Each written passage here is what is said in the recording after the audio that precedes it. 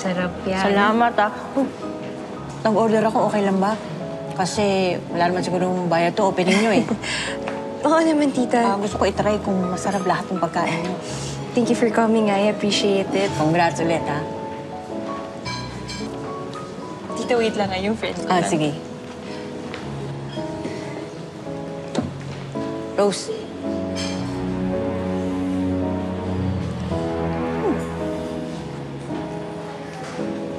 Saya.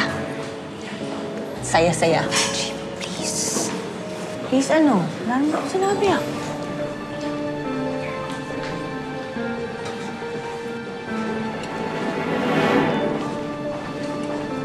Hi. Rose, pala kayo? Ha? Oo. Hmm. Ano naman? Nay, utang na loob. Okay. Kontrabida na naman ako, anak.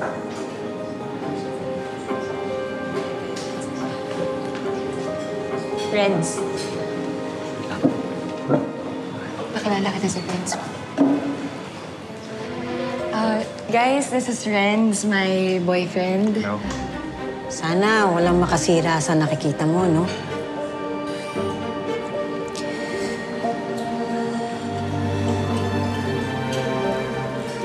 Vanji, utang na loob. Huwag ka manggugulo dito. Hoy, nandito ako para makikain. Magpabalot na rin.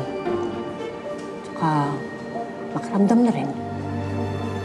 Mukhang okay naman. Convincing ka pa rin. Hindi ako nagpapanggap. Ay, sino nagpapanggap? Si Renz? Gaya ng sinabi ko sa'yo, kung ako mismo ang may nakikitang mali sa relasyon nila, ako na mismo ang hahadlang. Huwag na huwag mong gagawin yan. Wala kang pakialam sa kanilang dalawa. Kung meron dapat harangin, ikaw yun. Nasa pagitan kanila, Rose.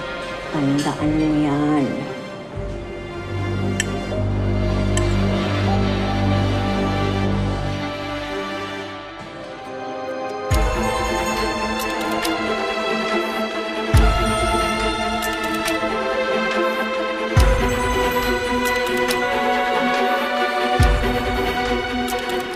Ma'am, what made you decide na magbukas ng restaurant dito sa Manila?